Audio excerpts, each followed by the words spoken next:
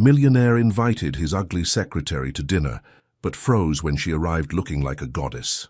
Before we explore all the details of this incredible story, tell us where you're following us from and the time. Subscribe to the channel so you don't miss a thing, and let's embark on this journey together.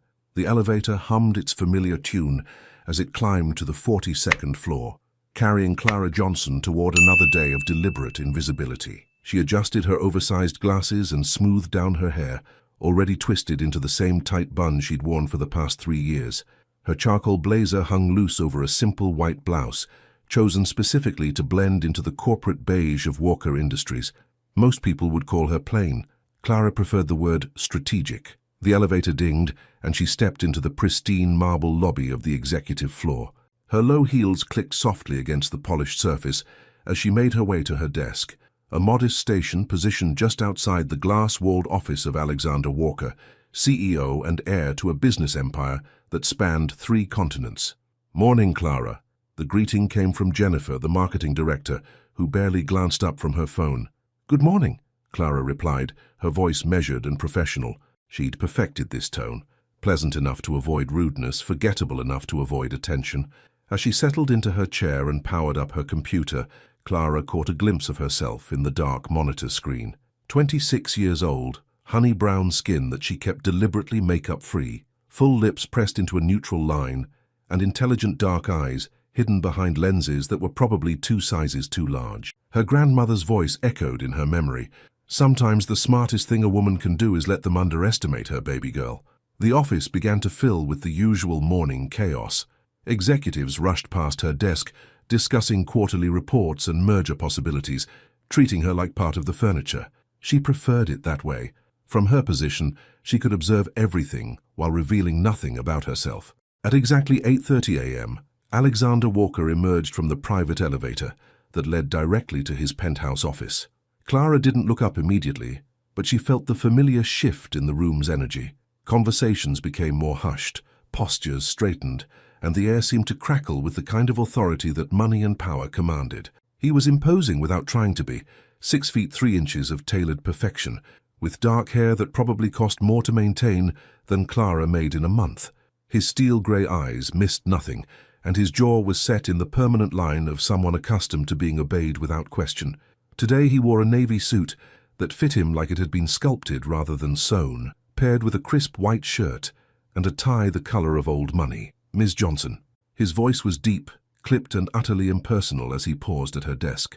"I need the Morrison files on my desk in 10 minutes and reschedule my lunch with the board.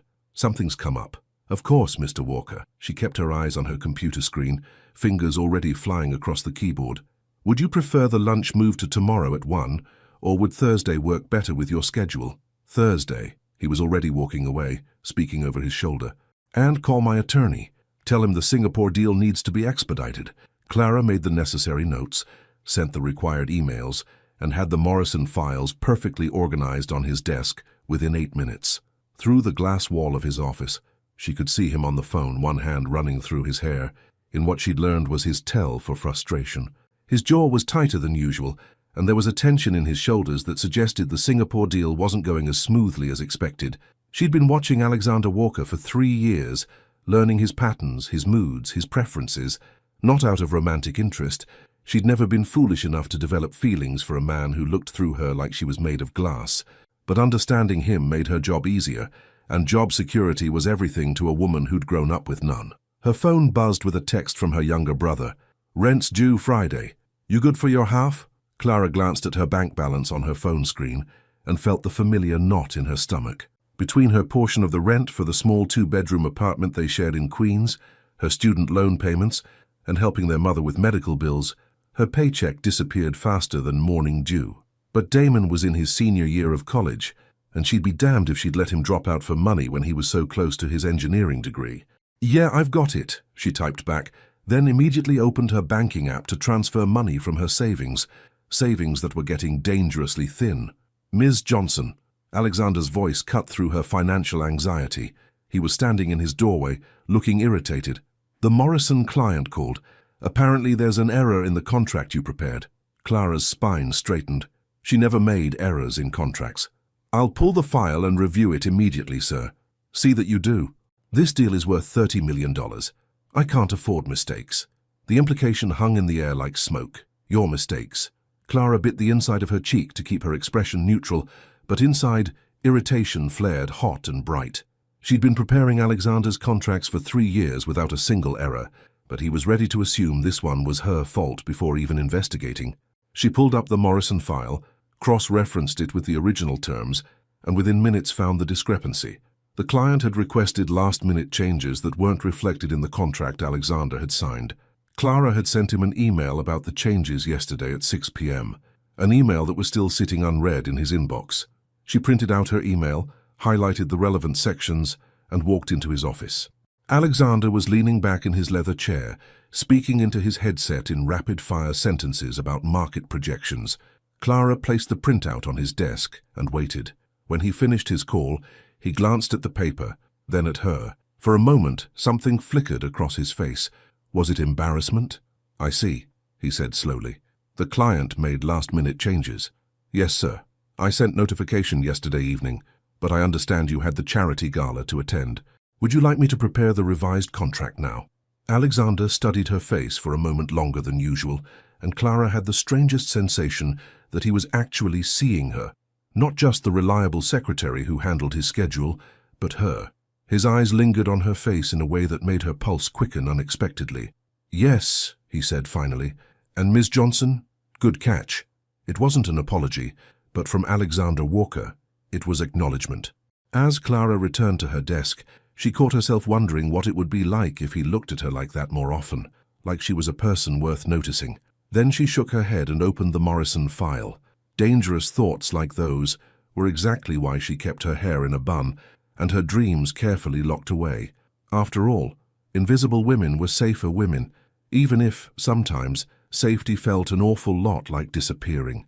Clara has spent 3 years being deliberately invisible at work. Do you think she's protecting herself or limiting herself? 3 days later, Clara found herself staring at her computer screen at 7:30 p.m., the office floor eerily quiet, except for the distant hum of cleaning equipment. She rubbed her tired eyes beneath her glasses and stretched her neck, feeling the familiar ache from hours hunched over contract revisions.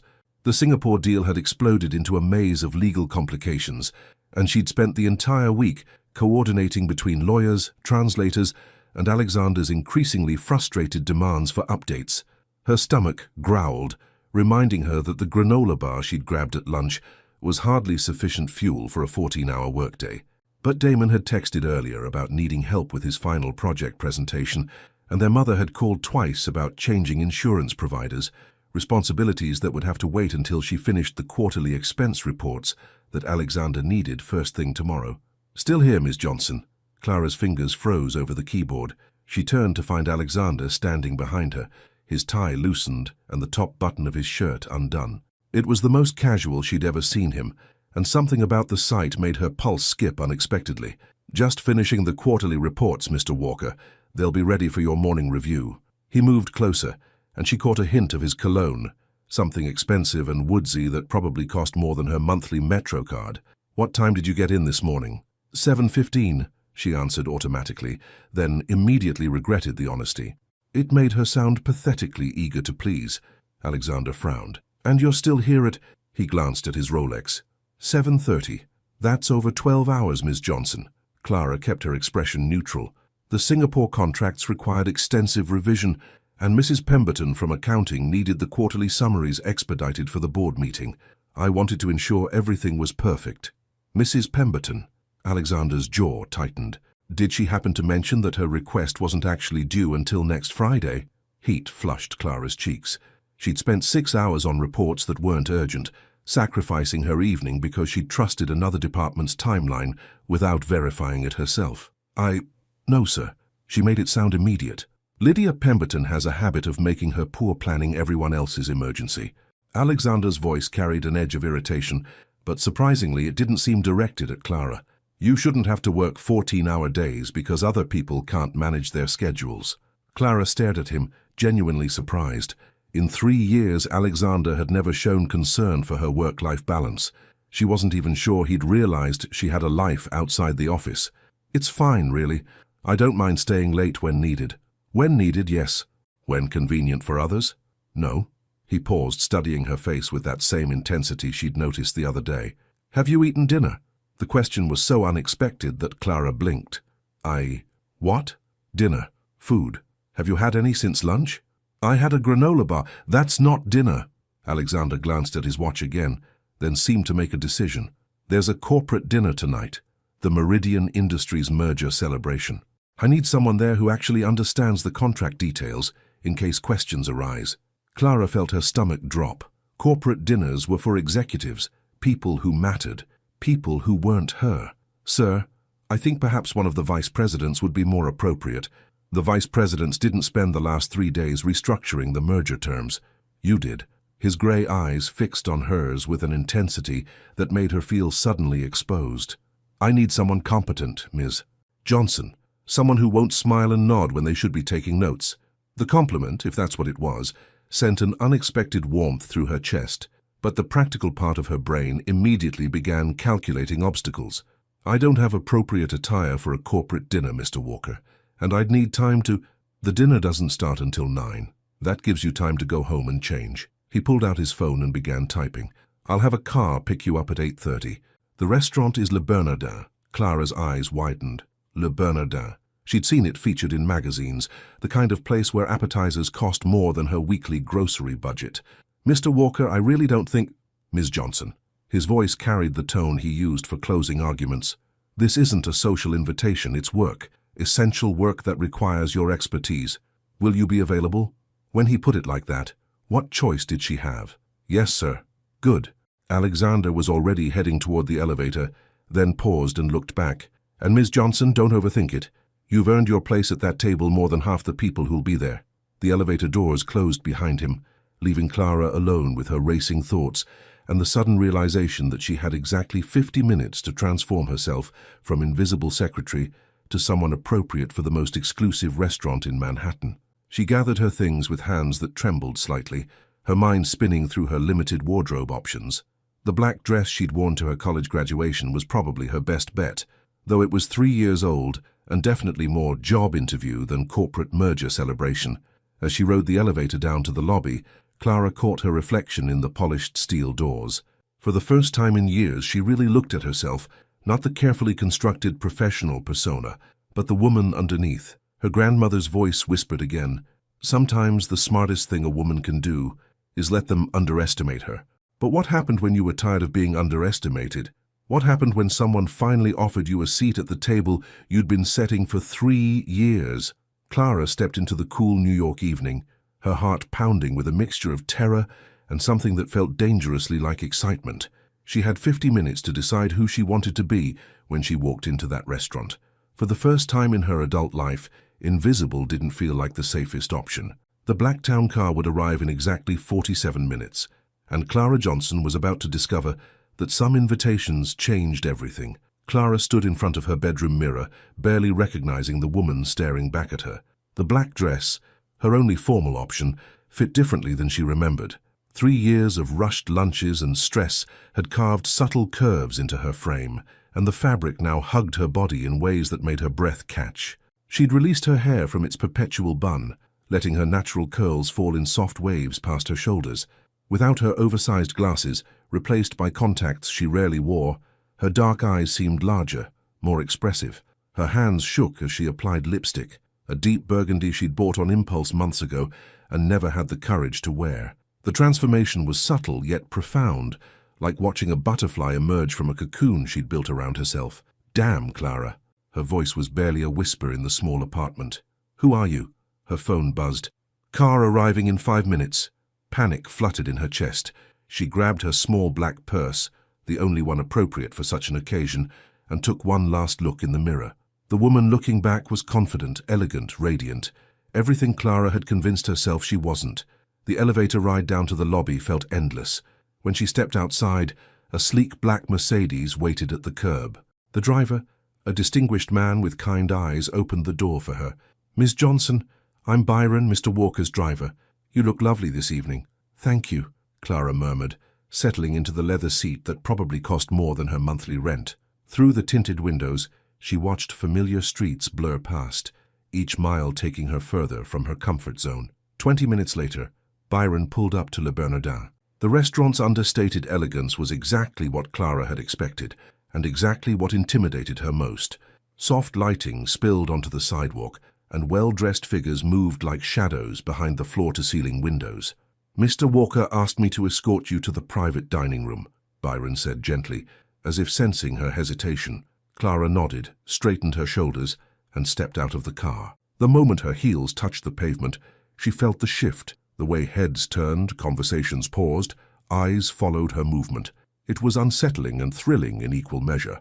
Inside, the maitre d' led her through the main dining room toward a secluded area in the back. Clara was acutely aware of every step, every glance, every whispered conversation that seemed to pause as she passed. The private dining room housed 12 guests around a mahogany table set with crystal and silver that caught the candlelight like captured stars.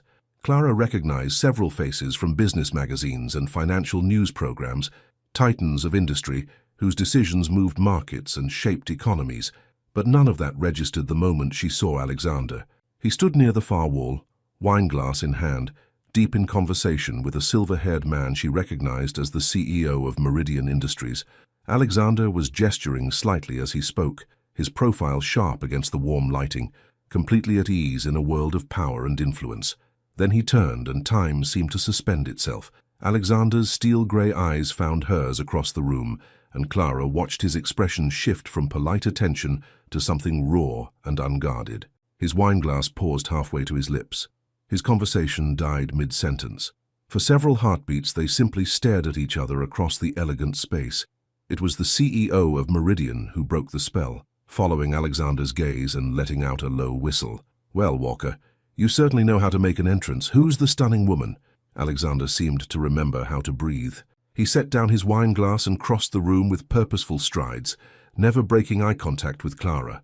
When he reached her, he stopped close enough that she could smell his cologne, see the flecks of silver in his grey eyes. "Clara Johnson," he said, his voice rougher than usual. "My executive assistant." The pause before his description of her role didn't go unnoticed by the other guests, several of whom exchanged meaningful glances. Clara felt heat rise in her cheeks, but forced herself to maintain composure. "Miss Johnson." Alexander's eyes traveled over her face with an intensity that made her pulse race. "You look—" He seemed to search for words, then settled on "professional." But the way he said it, with barely contained admiration, made "professional" sound like poetry. "Thank you, Mr. Walker." Clara was amazed. Her voice remained steady. "I hope I'm not overdressed for a business dinner." A smile tugged at the corner of his mouth, the first genuine smile she'd ever seen from him. "Not at all. In fact, I think you might be underdressed for how important you are to tonight's success." Before Clara could process the compliment, other guests began approaching. Alexander's hand settled lightly on her lower back, a gesture that sent electricity through her entire body as he guided her toward the group. "Gentlemen, allow me to introduce Clara Johnson, the woman responsible for restructuring the Meridian merger terms. Clara, this is Theodore Ashworth, CEO of Meridian Industries." Theodore, the silver-haired man, extended his hand with obvious appreciation. "Ms. Johnson, it's a pleasure. Alexander tells me you're the mastermind behind the contract revisions that saved us all considerable headaches." Clara shook his hand, acutely aware that every person in the room was studying her with new interest. "I simply ensured all parties' concerns were addressed, Mr. Ashworth. Mr. Walker's vision made the deal possible." "Modest and brilliant," murmured another executive, a woman with sharp eyes and perfectly coiffed auburn hair. "Where did you find her, Alexander?" "She found me," Alexander replied, and something in his tone made Clara glance at him sharply. 3 years ago. I'm just beginning to realize how fortunate that was." The evening progressed like a carefully choreographed dance. Clara found herself seated to Alexander's right, fielding questions about merger logistics with an expertise that impressed even her. But she was hyper-aware of Alexander's presence beside her, the way he listened intently when she spoke, how his fingers drummed against his wineglass when other men looked at her too long, the protective way he included her in every conversation. During the main course, Theodore leaned across the table. "Ms. Johnson, I have to ask, are you considering any career changes? Meridian could use someone with your analytical skills." The question hung in the air like challenge. Clara felt Alexander tense beside her, though he maintained his composure perfectly. "I'm very happy in my current position," Clara replied diplomatically. "Are you?" Theodore's eyes twinkled with mischief. Because a woman of your caliber shouldn't be hidden behind a desk, no matter how important that desk is. Clara caught the sharp look Alexander shot Theodore, but before anyone could respond, she smiled and said, "Sometimes the most powerful position is the one people underestimate." The table fell silent, then erupted in appreciative laughter.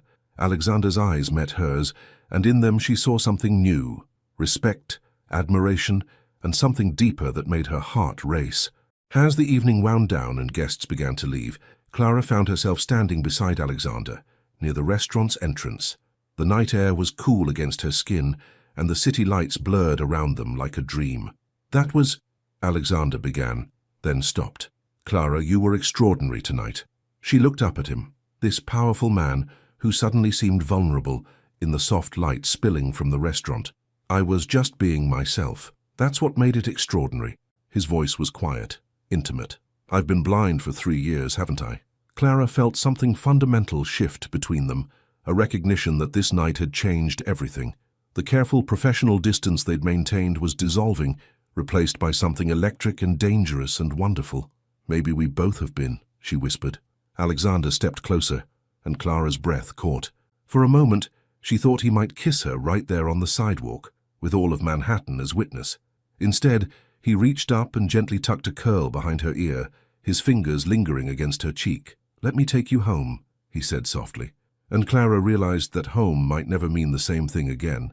The Mercedes glided through Manhattan's glittering streets, but the silence inside was anything but peaceful. Clara sat in the back seat beside Alexander, acutely aware of every breath he took, every subtle shift in his posture.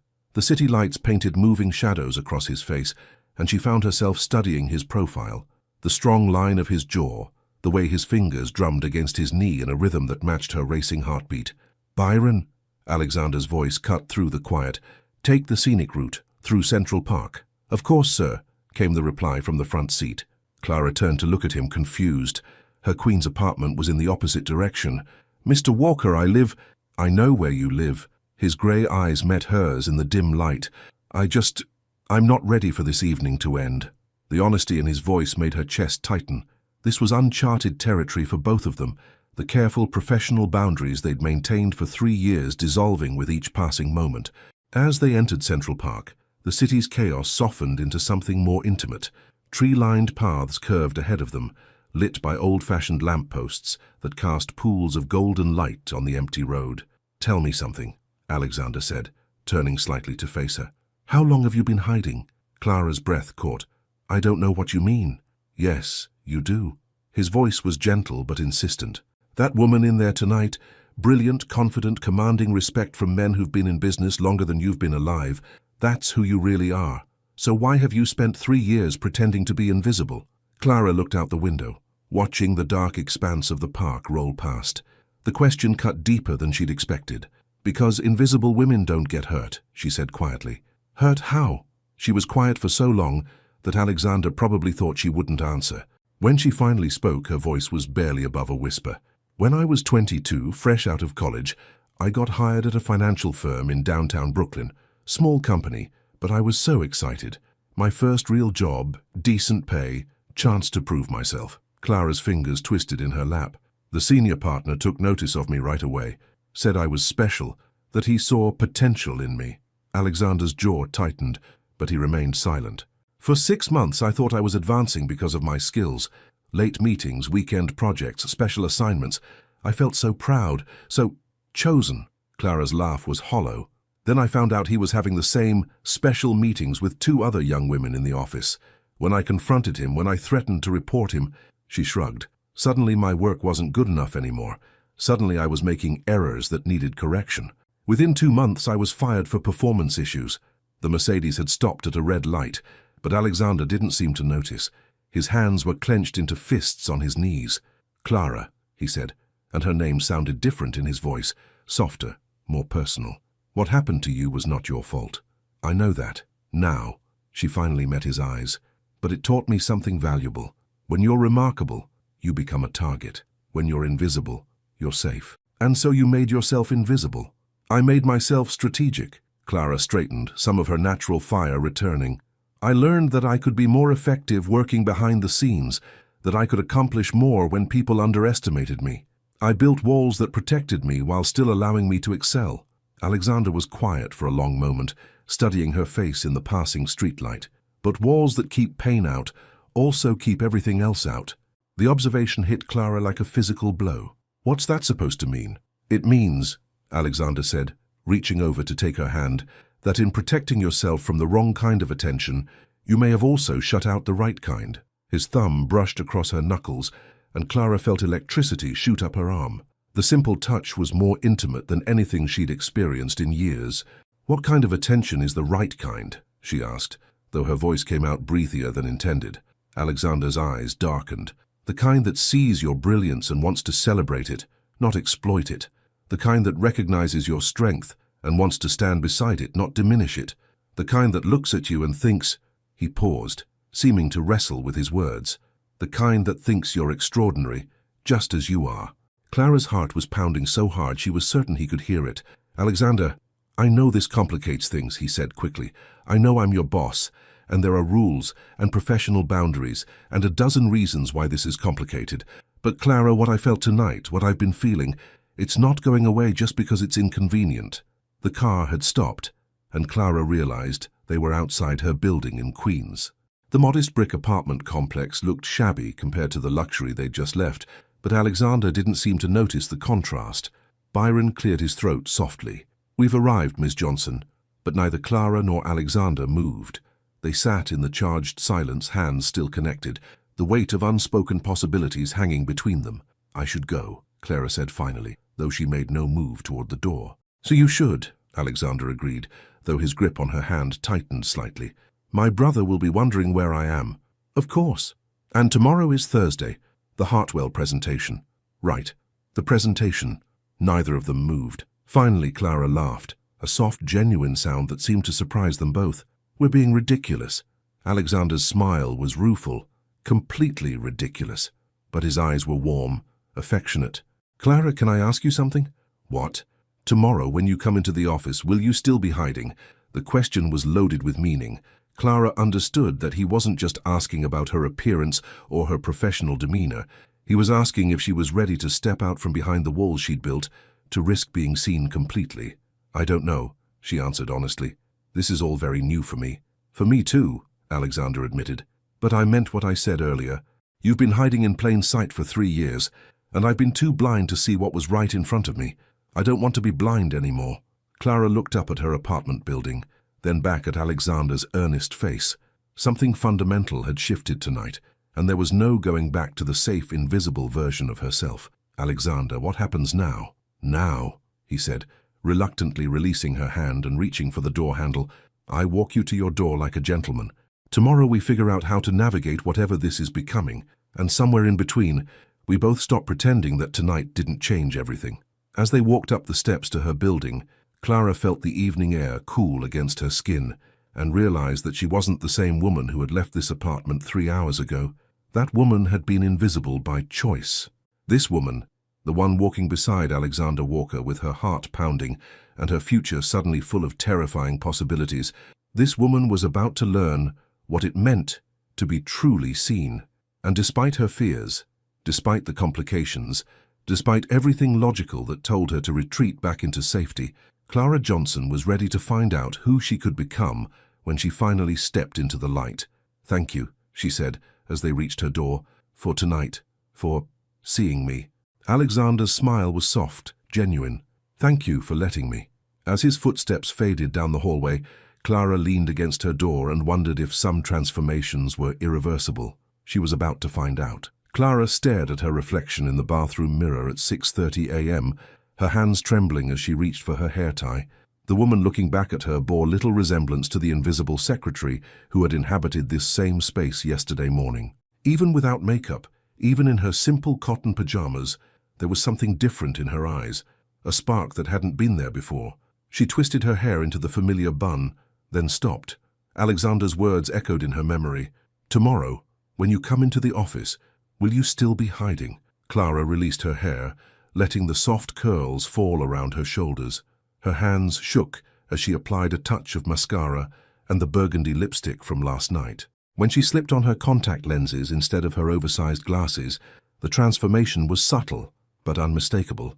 In her bedroom, she bypassed her usual shapeless blazers and selected a fitted navy dress she'd bought 6 months ago but never worn.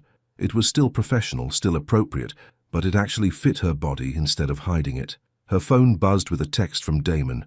"Sis, whatever happened last night, you're humming. You never hum before coffee."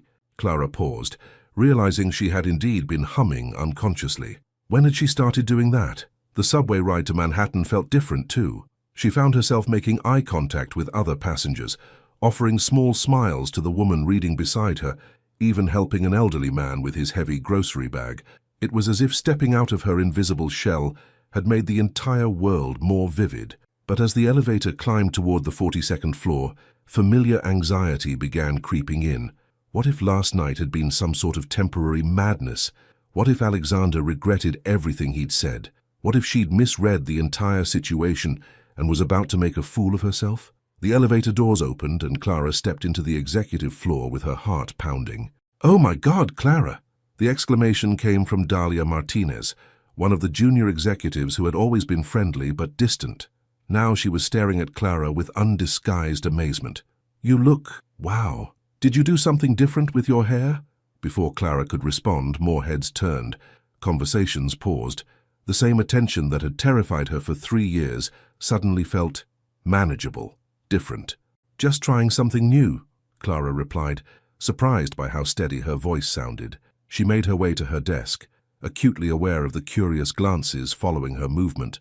But instead of shrinking under the attention, she found herself walking taller, moving with more confidence.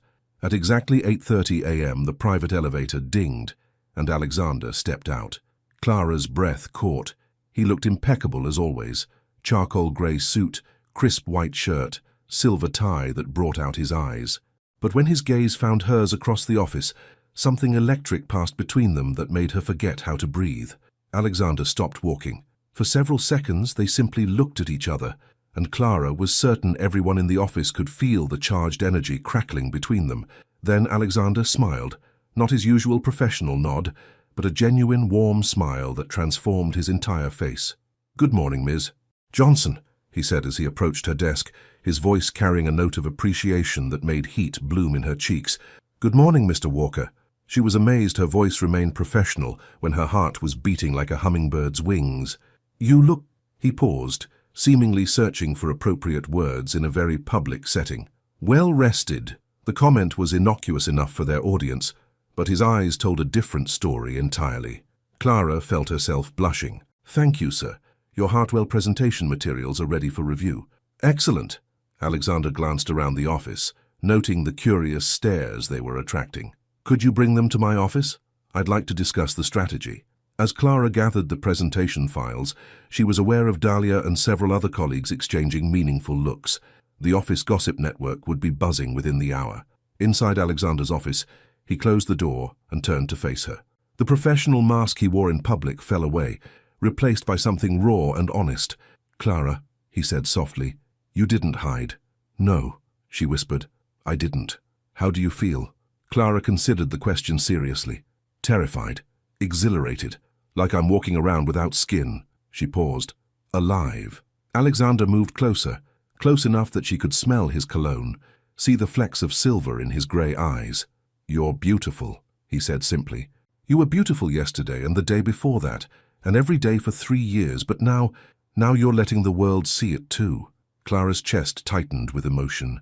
No one had ever spoken to her like that, with such genuine admiration, such reverence. "Alexander," she began, but he held up a hand. I know this is complicated. I know there are rules about workplace relationships and power dynamics, and a dozen other things that make this inadvisable." His eyes searched her face. "But I also know that what I feel for you, what I suspect you might feel for me, is too important to ignore because of corporate policy." Clara's pulse raced. "What are you saying?"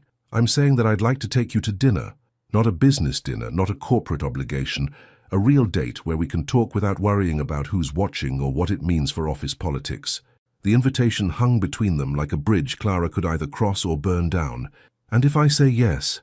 Alexander's smile was soft, hopeful. "Then we figure it out as we go. carefully, professionally, but honestly. Before Clara could respond, her phone rang. The caller ID showed Lydia Pemberton from accounting, the woman whose urgent request had led to Clara working late the night everything changed. "I should take this," Clara said, but Alexander shook his head.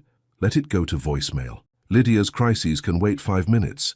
His eyes were intense, focused entirely on her. "This can't." Clara looked at this powerful man who was asking, not demanding, but asking, for a chance to see where their connection might lead. 3 years ago, she would have been terrified of the risk, of the potential for heartbreak or professional disaster. But 3 years ago, she had been a different woman. "Yes," she said softly. "Yes, yes, I'll have dinner with you. A real date." Alexander's smile could have powered the entire Manhattan grid. "Saturday night?" "Saturday night." Their phone buzzed simultaneously, Clara's desk line and Alexander's cell. The business day was beginning in earnest, demanding their attention and forcing them back into their professional roles. But as Clara turned toward the door, Alexander caught her hand gently. "Clara, thank you." "For what?" "For being brave enough to let me see you." As Clara returned to her desk, she felt the curious stares of her colleagues, but found that she didn't mind them anymore. Let them wonder. Let them speculate. Let them see that Clara Johnson was no longer hiding. Her phone finally stopped ringing, and the voicemail notification chimed. She listened to Lydia's message about another urgent project that probably wasn't urgent at all, and for the first time in 3 years, Clara smiled as she deleted it without calling back. Some things she was learning were more important than being the perfect invisible employee. Some things were worth stepping into the light for. By Friday afternoon, the entire 42nd floor was buzzing with speculation about Clara Johnson's transformation. Clara could feel the whispered conversations that stopped when she walked by, the lingering glances that followed her movement from the coffee station back to her desk. She'd worn another fitted dress today, deep emerald green that complemented her skin tone, and had caught 3 different colleagues doing double takes when she smiled instead of offering her usual polite nod. "So," Dahlia Martinez said, appearing at Clara's desk with 2 cups of coffee and a mischievous grin, "are we going to talk about the elephant in the room?" Clara looked up from her computer screen, where she'd been reviewing Alexander's schedule for the following week. "What elephant would that be? The one where you've suddenly transformed from Clark Kent into Superman, and our notoriously stone-cold CEO has been staring at you like you hung the moon." Dahlia settled into the chair across from Clara's desk. "Girl, the office pool has you 2 secretly married by Christmas." Heat flooded Clara's cheeks. "There's an office pool?" "Honey, there's always an office pool. Last month it was about whether Mr. Walker would actually fire the entire marketing department after the Kellerman disaster." Dahlia leaned forward conspiratorially. "But this week, it's all about you." Clara glanced nervously toward Alexander's office. He was on a conference call with Tokyo, his sleeves rolled up and his brow furrowed in concentration. Even from this distance, she could feel the familiar flutter in her stomach when she looked at him. "There's nothing to speculate about," Clara said carefully. "I'm still his assistant. He's still my boss." "Uh-huh." Dahlia's smile was knowing. "And I'm still pretending that my master's degree in international business qualifies me to fetch coffee for executives who couldn't find Japan on a map without GPS." Before Clara could respond, the elevator chimed and Octavia Sterling stepped out. Clara's stomach dropped. Octavia was everything Clara had spent 3 years trying not to be. Tall, blonde, impeccably dressed, and absolutely stunning. She was also the senior partner at Sterling & Associates, the law firm that handled Walker Industries' most important contracts, and if office gossip was accurate, she'd been trying to catch Alexander's personal attention for over a year. "Well, well," Octavia said, her designer heels clicking across the marble floor as she approached Clara's desk. "Someone's been making changes." Her tone was pleasant enough, but Clara caught the sharp assessment in her ice-blue eyes as they catalogued every detail of Clara's appearance. "Good afternoon, Ms. Sterling," Clara replied professionally. "Mr. Walker is expecting you. He should be finishing his call with Tokyo momentarily." "I'm sure he is." Octavia's smile was perfectly polite and completely predatory. "You know, Clara, may I call you Clara? I have to say, your new look is quite bold." Dahlia made a small noise that sounded suspiciously like a stifled laugh, but Clara kept her expression neutral. "Thank you. It must be liberating, finally deciding to make an effort with your appearance. I imagine it opens up all sorts of new opportunities." The comment hung in the air like poison, sweet-sounding but deadly. Clara felt her carefully constructed confidence wobble for a moment.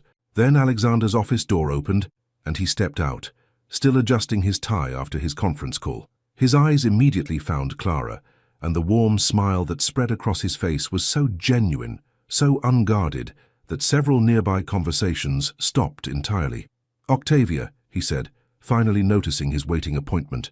"Right on time." "Alexander." Octavia's voice took on a purring quality that made Clara's teeth clench. "You look wonderful. That tie brings out your eyes." Alexander glanced down at his tie, a simple navy blue that Clara had actually complimented that morning, then looked back at Octavia with polite indifference. "Thank you. Shall we discuss the Henderson contracts?" As they disappeared into his office, Clara tried to focus on her work, but Octavia's words kept echoing in her mind, finally deciding to make an effort with your appearance. "Don't let her get to you," Dahlia said softly. "Octavia Sterling has been circling Alexander Walker like a shark for months. She's probably panicking that someone actually caught his attention." "I haven't caught anyone's attention," Clara protested, but even as she said it, she could see Alexander through his office window, gesturing as he explained something to Octavia. When he turned slightly, his eyes found Clara's through the glass, and he offered a small, private smile before returning to his conversation. "Right," Dahlia said dryly. "And I'm the Queen of England." The meeting stretched for over an hour. Clara tried to focus on her work, but she found herself glancing toward Alexander's office more often than she cared to admit. Through the glass, she could see Octavia leaning forward, touching Alexander's arm when she made a point, throwing back her head when she laughed at something he said. When they finally emerged, Octavia was practically glowing with satisfaction. "Alexander, we simply must continue this conversation over dinner. I have some ideas about the international division that I think you'll find stimulating." Her hand lingered on his arm as she spoke. Clara's stomach clenched, but Alexander stepped back slightly, creating distance between them. "I appreciate the offer, Octavia, but I have other commitments this weekend." Octavia's smile faltered for just a moment. "Of course. Perhaps next week? Perhaps. Ms. Johnson will coordinate our schedules." Alexander's tone was professionally polite but decidedly cool. After Octavia left, Alexander approached Clara's desk. "Could you step into my office for a moment? I need to discuss the Henderson timeline." Inside his office with the door closed, Alexander's professional mask dropped completely. "Are you all right?" he asked, moving closer. "You seem tense." Clara looked up at him, this powerful man who somehow always seemed to know when something was bothering her. "It's nothing, just office dynamics." "Octavia," it wasn't a question. "She made some comments about my new look."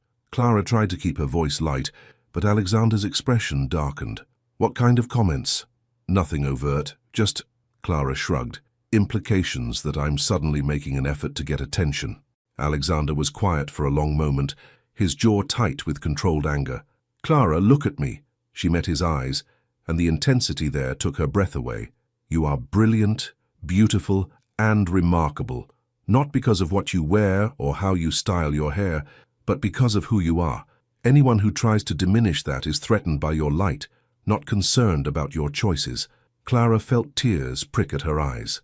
"Sometimes I wonder if I'm making a mistake, if I should just go back to being invisible." "Hey," Alexander's voice was gentle as he reached out to touch her cheek. "The only mistake would be dimming your light, because others can't handle its brightness." The tenderness in his voice, the way he looked at her like she was precious, made Clara's heart race. "Besides," Alexander added, his smile turning playful, "I have a selfish interest in you, staying exactly as radiant as you are. I have a date with you tomorrow night, and I plan to be the proudest man in whatever restaurant we choose." Clara laughed despite her emotional turmoil. "You haven't even told me where we're going." "That," Alexander said, his eyes twinkling, "is because it's a surprise. But I will say this, wear something that makes you feel as beautiful as you are." As Clara returned to her desk, she realized that Octavia Sterling's attempt to undermine her confidence had backfired spectacularly. Instead of making her retreat, it had reminded her why she'd decided to step into the light in the first place. Some women try to tear others down to elevate themselves, but some women, the ones worth knowing, lifted each other up. And tomorrow night, Clara Johnson was going to discover exactly what kind of woman she wanted to be when the man she was falling for looked at her like she was the most remarkable person in his world. Because for the first time in her life, She was beginning to believe that maybe, just maybe, she was. Clara had changed outfits 4 times before settling on the midnight blue dress that made her feel like she was wearing confidence itself. "You're glowing," Damon observed from the doorway of her bedroom, grinning as he watched her apply a final touch of lipstick. "Like, literally glowing. It's kind of freaking me out." "I'm not glowing," Clara protested, but she caught her reflection in the mirror and had to admit her brother might be right. There was something radiant about her tonight, a warmth that seemed to emanate from within. And this mysterious date you won't tell me about has nothing to do with it?" Damon leaned against the doorframe, studying her with the protective older brother expression that had appeared the moment she'd mentioned going out tonight. "It's just dinner, Damon. With someone who makes you hum unconsciously and spend 3 hours getting ready for just dinner." His voice was teasing, but his eyes were serious. "Clara, you know I trust your judgment, but you're going to worry anyway because that's what big brothers do," Clara finished, turning to face him. "I know, and I love you for it, but I'm 26, not 16. I can handle one dinner date." Damon was quiet for a moment, then his expression softened. "You look happy, sis. Really happy. I haven't seen you like this, maybe ever." Before Clara could respond, her phone buzzed with a text. "Byron is downstairs whenever you're ready. No rush. A." The thoughtfulness of the message, letting her know she wasn't being rushed, signing it with just his initial like a secret, made her heart skip. "That's my ride," she said, grabbing her small black purse and the wrap she'd borrowed from her neighbor. "Your ride has a name, right?" Damon called after her as she headed for the door. Clara paused, turned back and smiled.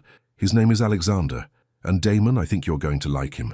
The Mercedes was waiting at the curb, Byron behind the wheel with his usual kind smile. But as Clara approached the car, the rear door opened and Alexander stepped out. He looked devastating in a perfectly tailored black suit with a deep blue shirt that matched her dress exactly, a coincidence that made her wonder if he'd somehow planned it. His dark hair was perfectly styled, and when he smiled at her, Clara felt her knees go weak. "You look breathtaking," he said simply, offering his arm as he escorted her to the car. "Thank you," Clara managed, acutely aware of how his cologne made her want to move closer, how the warmth of his arm beneath her fingers sent electricity through her entire body. As Byron pulled away from her building, Alexander turned to face her. "I have a confession." "Oh? I was terrified you'd change your mind." Clara blinked in surprise. "Why would you think that?" "Because I spent most of yesterday second-guessing myself, wondering if I was being presumptuous, if I was taking advantage of my position, if you might have agreed just because I'm your boss." Alexander's honesty was disarming. "I kept thinking you deserved better than some powerful man who was too blind to see you until you practically hit him over the head with your brilliance." "Alexander," Clara's voice was soft. "I didn't say yes because you're my boss. I said yes despite it." The relief that washed over his face was so genuine that Clara felt her last remaining walls crumble. This wasn't the intimidating CEO who commanded boardrooms. This was just a man, nervous about a first date with a woman he cared about. "Where are we going?" she asked as they crossed into Manhattan. "Somewhere I hope you'll find as special as I do." 20 minutes later, Byron pulled up to a small intimate restaurant in Soho that Clara had never heard of, despite living in New York for years. The facade was understated, warm brick with soft lighting spilling from tall windows. A discreet sign read, "Celeste's." "It doesn't look like much from the outside," Alexander said as he helped her from the car, "but it serves the best French cuisine in the city. More importantly, it's quiet enough for real conversation." Inside, Clara understood immediately why Alexander had chosen this place. The restaurant was elegant without being ostentatious. Maybe 20 tables, soft jazz playing in the background, candles casting dancing shadows on exposed brick walls. It felt intimate, romantic, like a secret shared between lovers. The maître d' greeted Alexander by name and led them to a corner table that offered both privacy and a view of the softly lit dining room. "This is beautiful," Clara said as Alexander held her chair. "Not as beautiful as you," he replied, and the sincerity in his voice made her blush. As they settled into their seats, Clara realized she felt more nervous now than she had during the corporate dinner. This was different, personal, intimate, real. There were no business contracts to discuss, no professional masks to maintain. Just Alexander and Clara, discovering who they were when everything else fell away. "Tell me something I don't know about you," Alexander said after they'd ordered wine. Clara considered the question. "I wanted to be a teacher when I was little. Elementary school specifically. I used to line up my stuffed animals and teach them multiplication tables. Alexander's smile was warm. What changed your mind? Reality. Teachers don't make enough money to pay off student loans and help support family members. Clara shrugged. So I found other ways to help people learn and grow. Is that what you do? Help people learn and grow? In a way, I help brilliant executives like you organize your thoughts and present them clearly. I help complex deals come together by managing the details others overlook. I help companies avoid costly mistakes by catching errors before they become problems. Clara paused, surprised by her own words. I never thought about it like that before. You should, Alexander said quietly.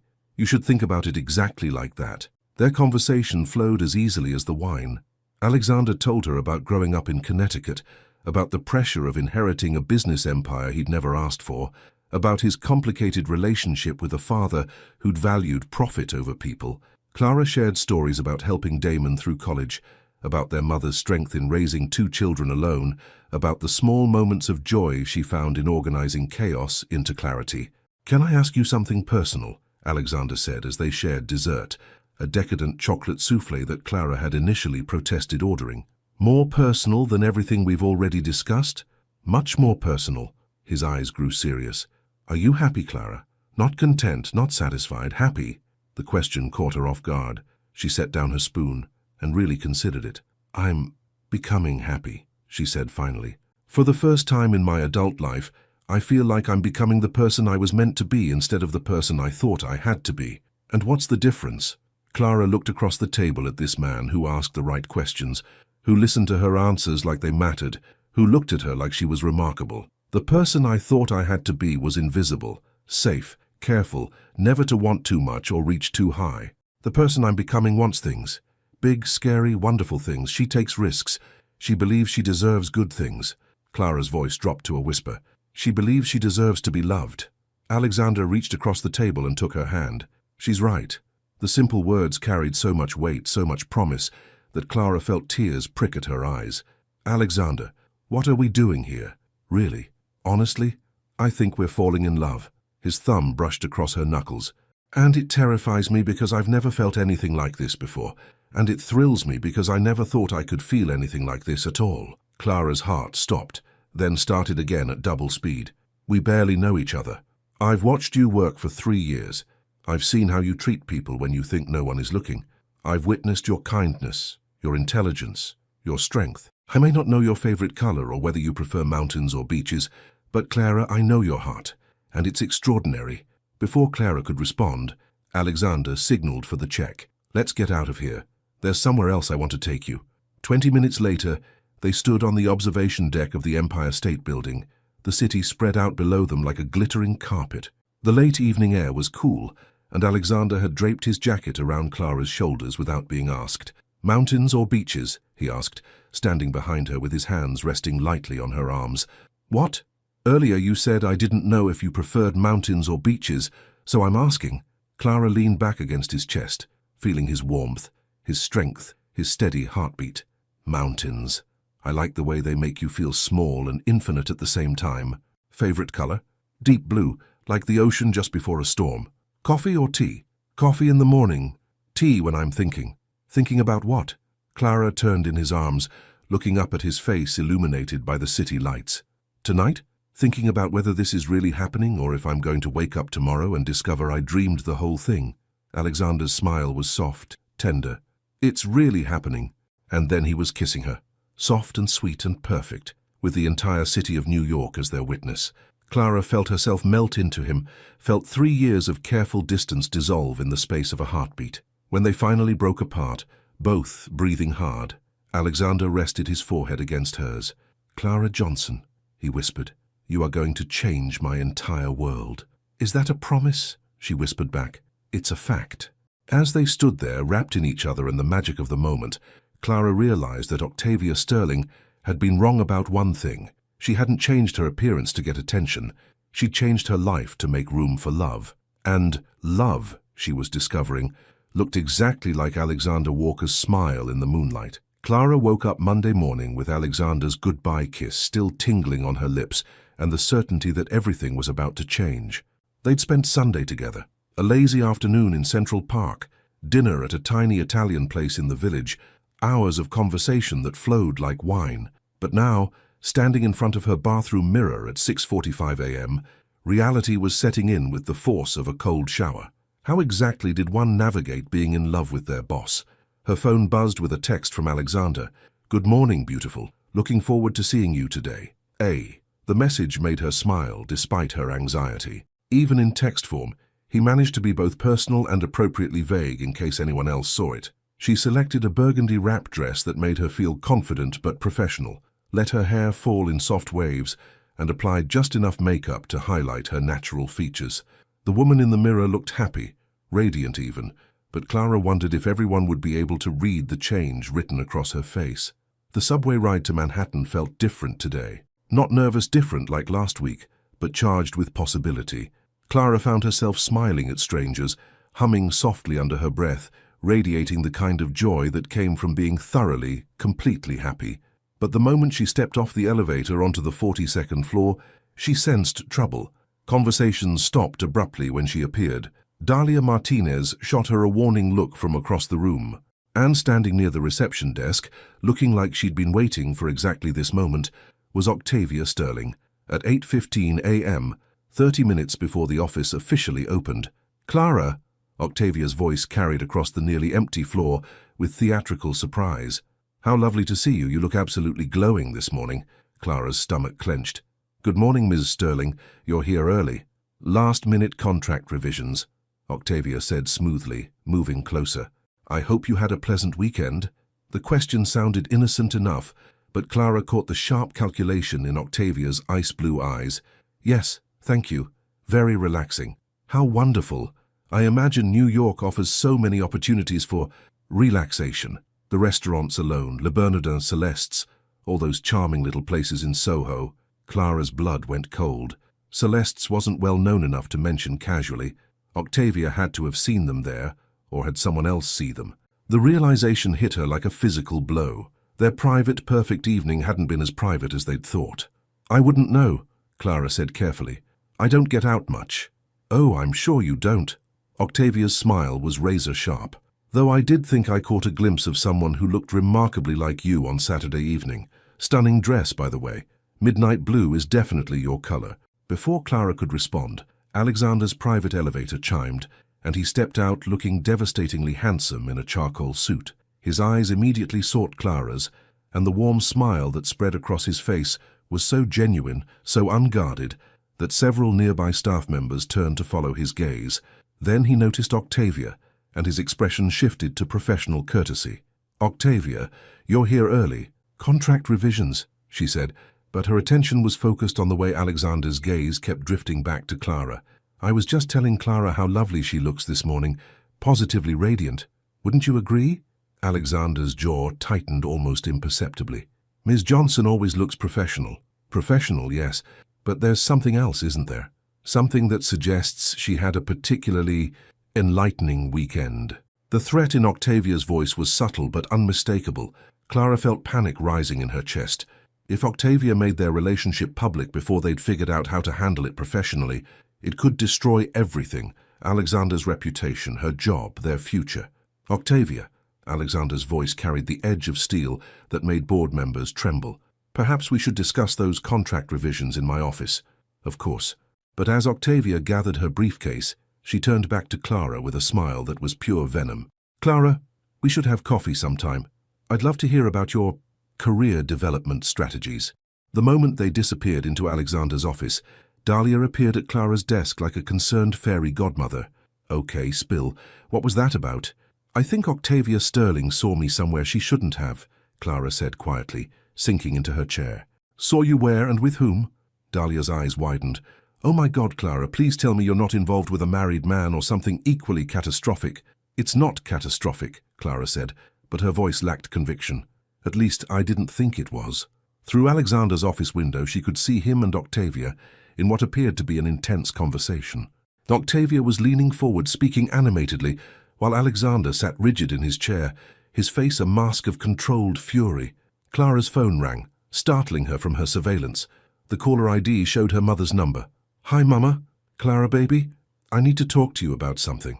Her mother's voice carried a note of worry that immediately got Clara's attention. "I got a call this morning from someone asking questions about you." Clara's heart stopped. "What kind of questions?" "Personal questions about your job, your living situation, whether you were dating anyone. She said she was doing a background check for a promotion you were up for, but something felt off about it." "What did you tell her?" "Nothing, of course. I told her to call you directly if she needed information." "But Clara, who would be investigating you for a promotion? And why wouldn't you have mentioned it?" Clara glanced toward Alexander's office, where the conversation was becoming more animated. "Mama, I need to call you back." She hung up just as Alexander's office door opened. Octavia emerged, looking satisfied, while Alexander followed with his face set in hard lines. "Clara," Alexander said, his voice carefully neutral, "could you clear my schedule for the next hour? I need to make some calls." "Of course, Mr. Walker." Octavia paused at Clara's desk, her smile triumphant. "Such a pleasure chatting with you, Clara. I'm sure we'll be talking again very soon." After Octavia left, Clara sat frozen at her desk, her mind racing. The pieces were falling into place with horrifying clarity. Octavia hadn't just seen them at dinner. She'd done research, made calls, built a case, and now she had ammunition to use against both of them. Alexander appeared at her desk, his expression grim. "We need to talk, but not here. Alexander, my mother got a call." "I know. Octavia just informed me of her concerns about our professional relationship." His voice was tight with controlled anger. "She's threatening to file a complaint with the board about inappropriate workplace conduct." Clara felt the world tilt beneath her feet. "What does that mean?" "It means," Alexander said quietly, "that we have a choice to make, and we need to make it quickly." Before Clara could ask what kind of choice, Lydia Pemberton from accounting appeared at her desk with a stack of papers and a sly smile. "Clara, I need these expense reports processed immediately, and I'll need you to stay late tonight to finish them. Mr. Walker specifically requested they be completed today." Clara looked at the reports, routine quarterly summaries that weren't due for another week. Then at Lydia's smug expression. Word was spreading through the office faster than wildfire, and suddenly everyone wanted to test the new dynamic between Alexander and his assistant. "Actually," Alexander said, his voice carrying the authority that could silence entire boardrooms, "Ms. Johnson will be unavailable for overtime today.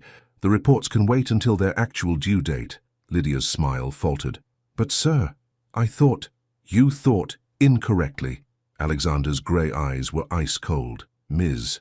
Johnson's schedule goes through me, not through other departments looking to manufacture urgency." As Lydia retreated with her tail between her legs, Clara realized that Alexander had just publicly chosen her side. But instead of feeling relieved, she felt terrified, because in protecting her, he'd made their relationship even more obvious to everyone watching.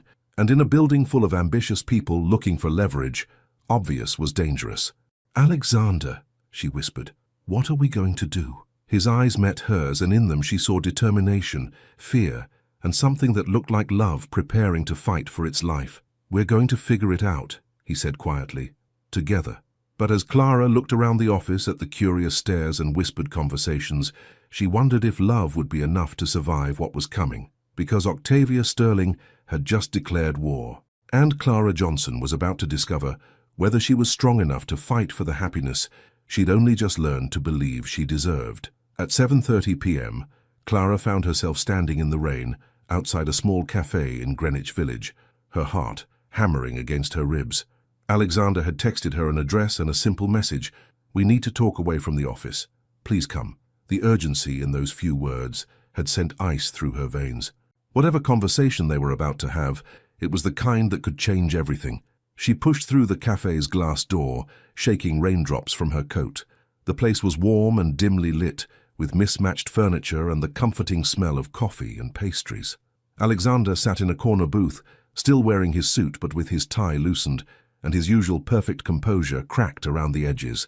When he saw her, relief flooded his face. "Thank you for coming." Clara slid into the booth across from him, noting the tension in his shoulders, the way his hands were clenched on the table. "Alexander, you're scaring me. What happened after I left the office?" He was quiet for a long moment, staring into his untouched coffee cup. When he finally looked up, his grey eyes were filled with something that looked dangerously like defeat. "Octavia called an emergency meeting with the board." Clara's stomach dropped. "When?" "An hour ago. She presented them with photos from Saturday night. Us at Celeste's on the observation deck, kissing. Alexander's voice was flat, professional, but Clara caught the tremor underneath. She also had documentation of the background check she ran on your family, your financial situation, your brother's college tuition. Why would she investigate my family? To build a case that you're using our relationship for financial gain, that I'm being manipulated by someone in a vulnerable position. Alexander's jaw clenched. She painted you as a gold digger and me as a fool. Clara felt like she'd been slapped. And what did the board say? They gave me an ultimatum. Alexander met her eyes, and Clara saw the pain there. End the relationship immediately and publicly reprimand you for unprofessional conduct, or they'll launch a formal investigation that could result in both of us being terminated. The words hung in the air between them like a death sentence. Clara felt tears prick at her eyes, but she blinked them back. How long do you have to decide? 24 hours. Clara nodded, trying to process the magnitude of what they were facing. Alexander, I need to tell you something. What? I'm going to make this easy for you. Her voice was steady despite the way her heart was breaking. I'll resign. Tonight. Submit my letter first thing in the morning, clean out my desk, and disappear from your life. Problem solved. Clara, no. Yes. She leaned forward, her voice gaining strength. This is my fault. I should never have let this happen. I knew the risks, I knew the complications, and I let myself believe that what we felt was worth destroying your career. Our careers, Alexander corrected fiercely, and what we feel is worth fighting for. Is it? Clara's laugh was hollow. Look at what's happened in one day, Alexander. Octavia has turned our love into a weapon against us. She's making me look like exactly what I spent 3 years proving I'm not. Someone who uses her position to get ahead. Alexander reached across the table and grabbed her hands. You are brilliant, ethical, and honorable. Anyone who can't see that is blind. The board doesn't see that. They see a secretary who got above herself and a CEO who let his personal feelings compromise his judgment. Clara pulled her hands free, needing the distance to say what came next. Maybe they're right. Don't you dare! Alexander's voice was sharp with anger. Don't you dare let Octavia Sterling make you doubt who you are. Who am I, Alexander? Clara's voice cracked. A week ago I was invisible, safe. No one questioned my competence or my motives because no one cared enough to look twice. But the moment I stepped into the light, the moment I let myself want something more than just surviving, you became a target. Alexander's expression was grim. I know. And I hate that loving me put you in this position. The confession hung between them, raw and honest. Clara felt fresh tears threaten. I love you too, she whispered. That's why I have to go. No. Alexander's voice was firm, decided. There's another option. Clara looked at him questioningly. I resign. What? Clara's voice came out as a squeak. Alexander, you can't be serious.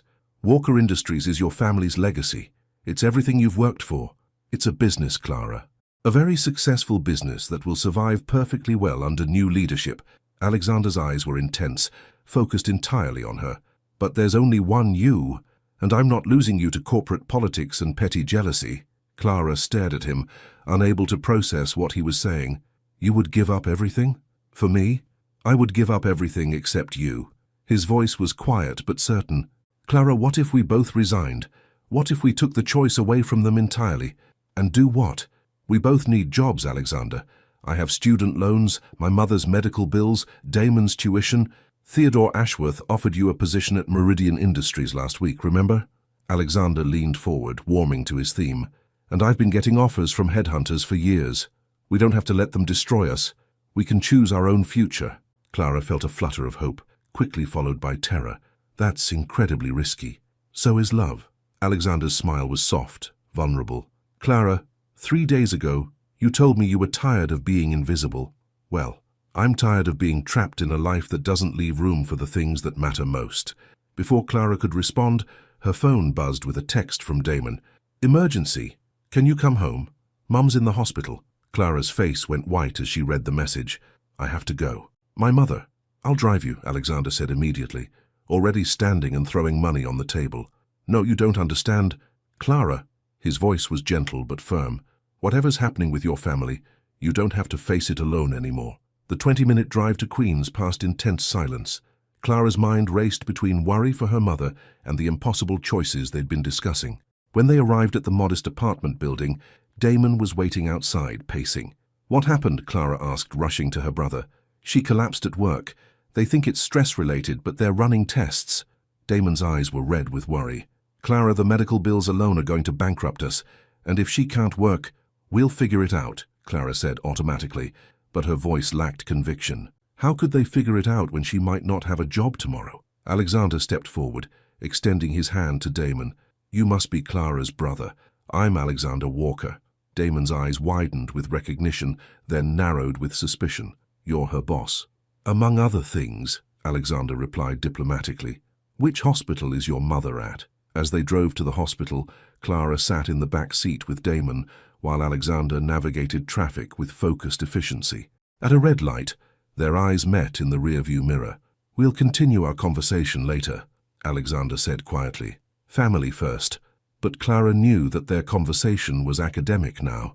Whatever dreams they'd been building together, whatever future they'd imagined, her mother's collapse had brought reality crashing back. She couldn't afford to take risks with her career when her family needed her stability.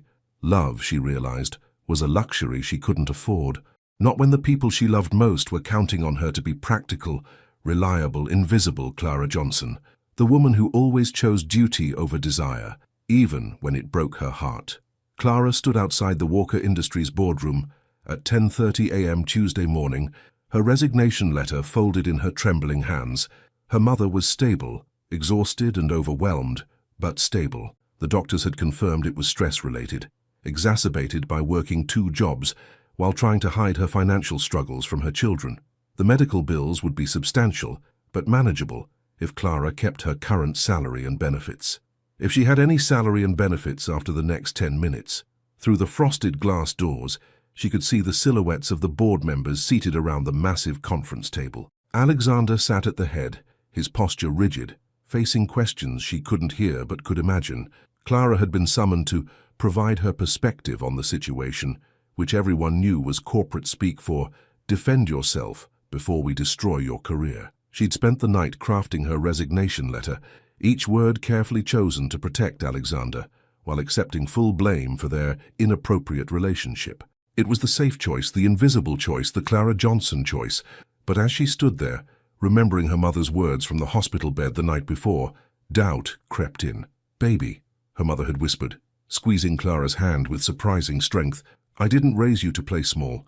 I raised you to be brave enough to claim the life you deserve. The boardroom door opened, and Wesley Carmichael, the board's chairman, appeared. He was a distinguished man in his 70s with silver hair and the kind of presence that came from decades of making decisions that affected thousands of lives. Ms. Johnson, please, come in. Clara's heels clicked against the polished floor as she entered the room. The board members, 7 successful, powerful people who held her future in their hands, watched her with expressions ranging from curiosity to outright hostility. Alexander's eyes met hers across the room, and she saw everything there. Love, regret, determination, and something that looked like pride. He'd dressed for battle in his finest suit, but Clara could see the tension in his shoulders, the way his jaw was set against whatever they'd been discussing. Ms. Johnson, Wesley said, gesturing to the chair across from Alexander, please have a seat. We'd like to hear your version of recent events. Clara remained standing, her resignation letter still clutched in her hand. Before you ask any questions, I have something to say.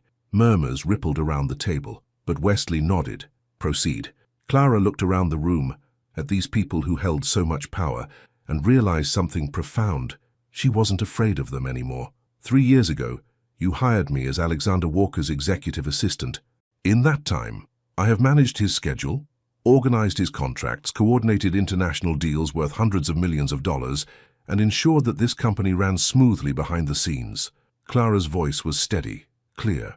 I have never missed a deadline, never made an error that cost this company money, and never once used my position for personal gain. Ms. Johnson, interrupted Penelope Ashford, a sharp-featured woman with steel-grey hair. We're not questioning your professional competence.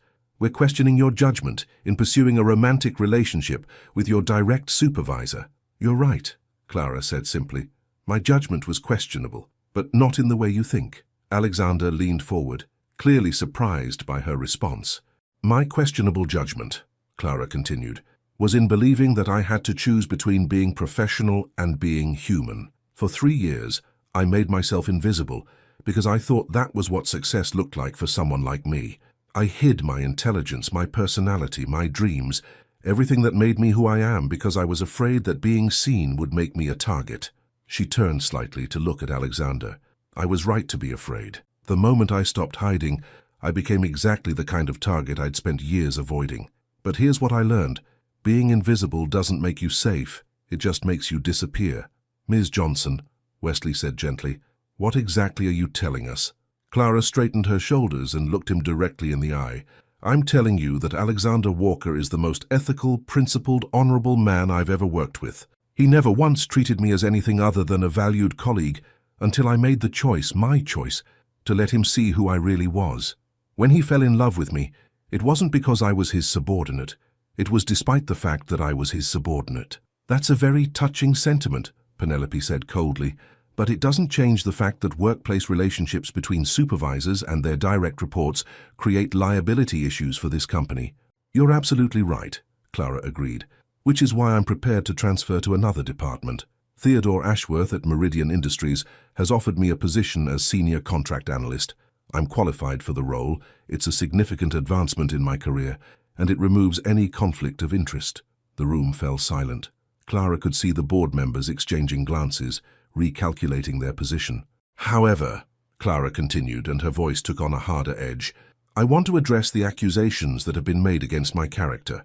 She pulled a folder from her purse and placed it on the conference table. Yesterday, Octavia Sterling implied that I was using my relationship with Alexander for financial gain. She presented evidence of my family's financial struggles as proof that I was motivated by money rather than genuine affection. Clara opened the folder and spread out documents across the table. These are my financial records for the past 3 years. Bank statements, tax returns, student loan payments, family support. You'll notice that my salary has gone into 2 places, essential expenses and helping my family. I have never asked Alexander for money, gifts, or special treatment. The only thing I ever accepted from him was respect. Alexander was staring at her with something approaching awe, but Clara wasn't finished. More importantly, I want you to understand what Octavia Sterling's investigation reveals about this company's culture. She hired a private investigator to dig into my personal life, contacted my family members under false pretenses, and built a case designed to destroy my reputation, all because she saw me as competition for Alexander's attention. Clara paused, letting that sink in.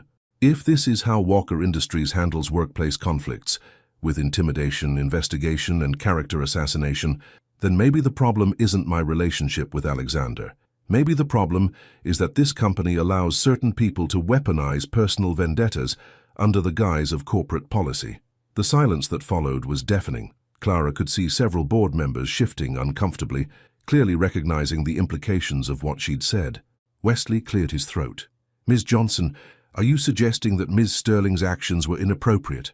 I'm suggesting that her actions reveal a pattern of behavior that should concern you more than 2 people falling in love. Clara's voice was calm, but there was steel underneath. Alexander Walker has increased this company's revenue by 40% in 3 years. He's ethical, visionary, and completely dedicated to Walker Industries' success. If you fire him because he fell in love with a woman who happens to work for him, you're not protecting the company. You're letting personal politics destroy one of your most valuable assets. She looked around the table one final time. And if you allow Octavia Sterling's tactics to succeed, you're sending a message to every woman in this company that she can be destroyed the moment someone decides she's gotten too confident, too visible, or too threatening to the status quo. Clara placed her resignation letter on the table, but left it folded. This is my resignation, effective immediately, if you decide that my relationship with Alexander is more important than my professional contributions. But I want you to know that I'm not resigning because I'm ashamed of loving him. I'm resigning because I refuse to let my presence here hurt the man I love or compromise the company we both care about. She turned to Alexander, her eyes bright with unshed tears but her voice strong. Alexander, what we have is real. It's complicated and inconvenient and probably inadvisable from a corporate standpoint, but it's real. And I'm tired of pretending that real love is something to be ashamed of. The room was absolutely silent as Clara walked toward the door, but just as she reached for the handle, Wesley's voice stopped her. Ms. Johnson, she turned back. Sit down, please. Clara hesitated, then returned to her chair. The board members were conferring in whispered conversations, but Wesley's attention was focused entirely on her. "In 40 years of corporate leadership," he said slowly, "I have rarely heard someone defend their principles with such clarity and courage. Your points about Ms. Sterling's behavior are well taken, and your proposed solution demonstrates exactly the kind of strategic thinking this company values."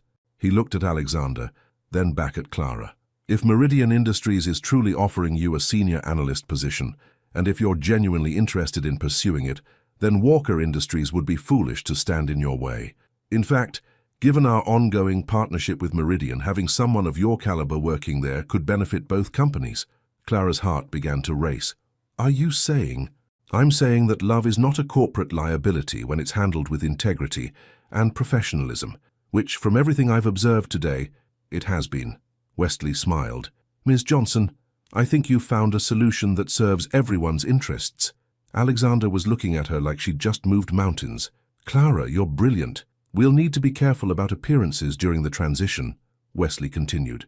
"No public displays of affection in the office, discreet communication, that sort of thing.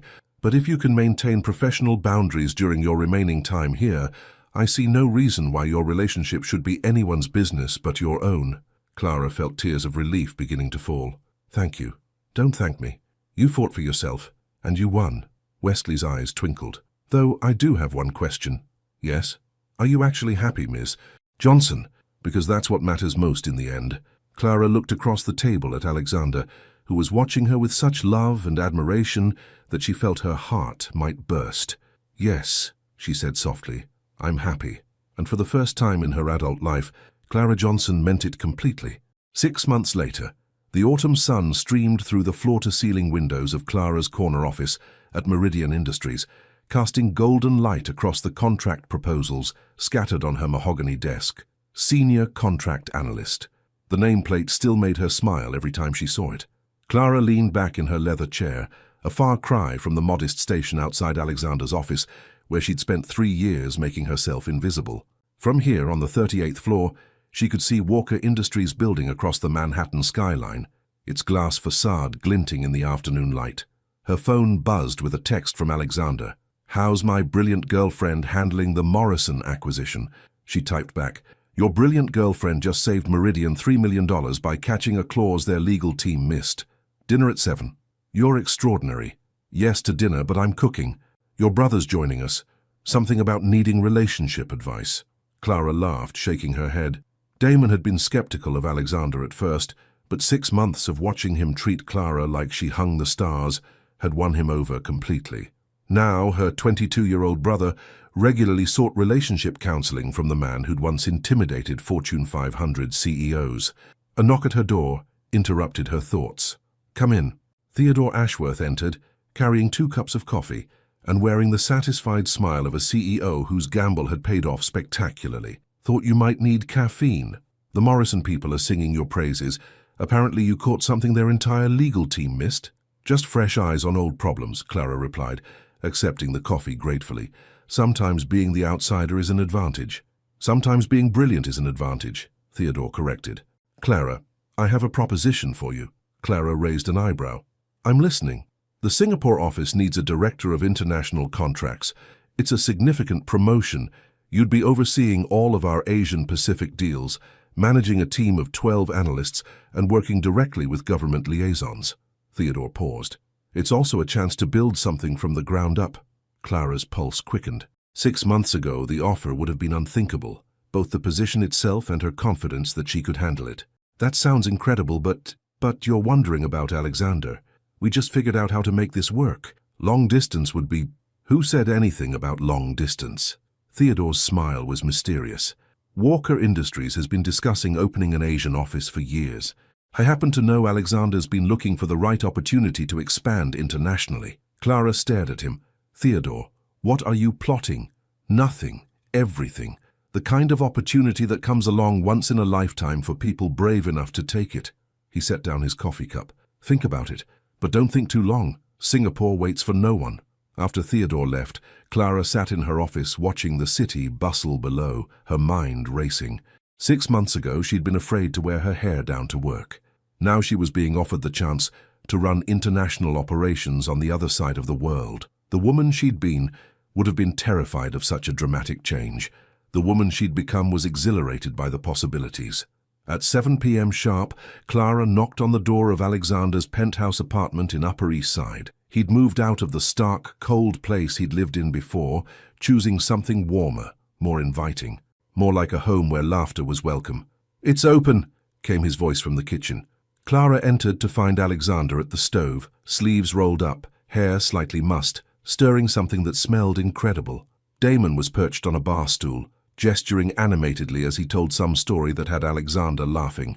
"There she is," Alexander said, turning to kiss her cheek.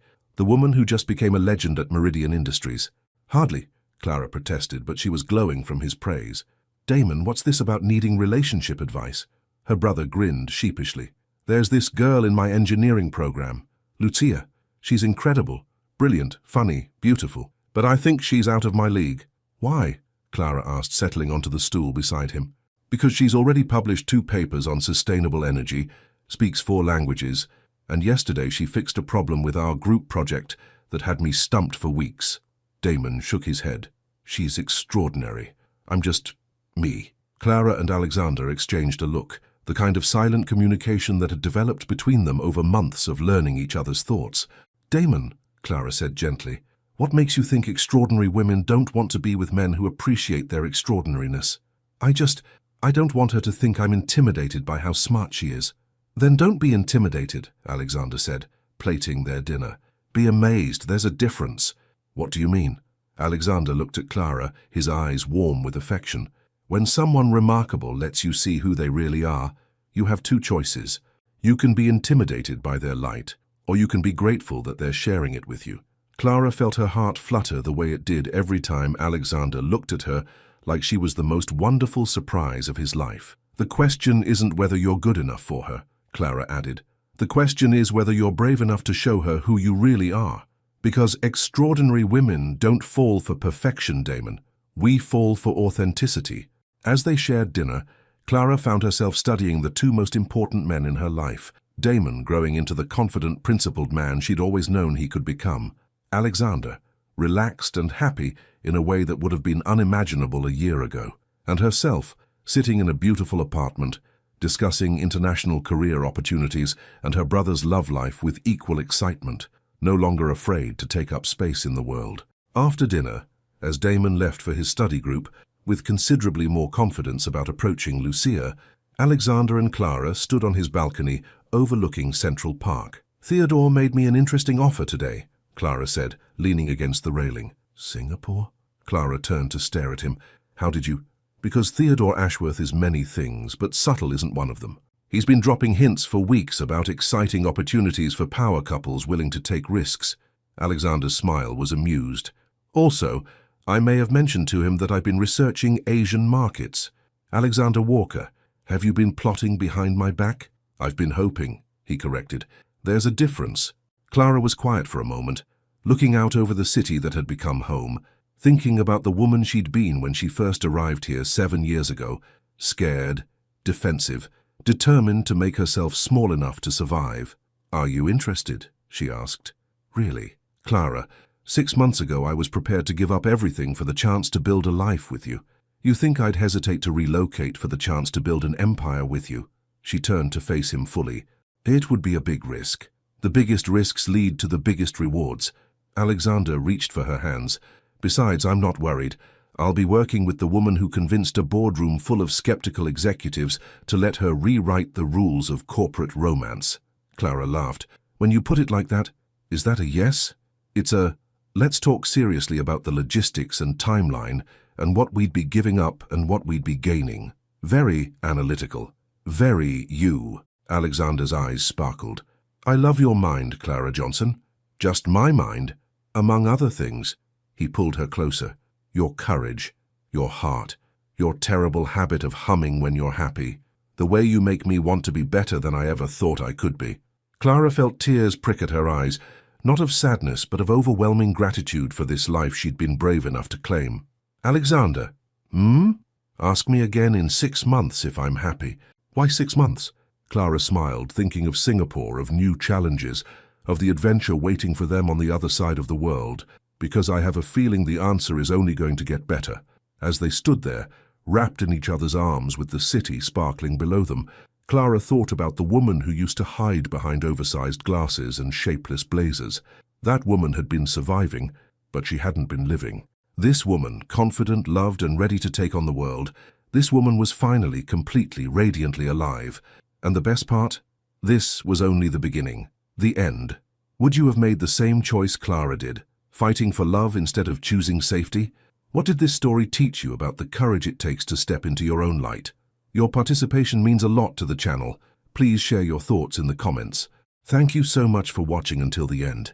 If you enjoyed this story, don't forget to subscribe to the channel, leave a like, and comment your thoughts. Your participation is very important to us. See you next time.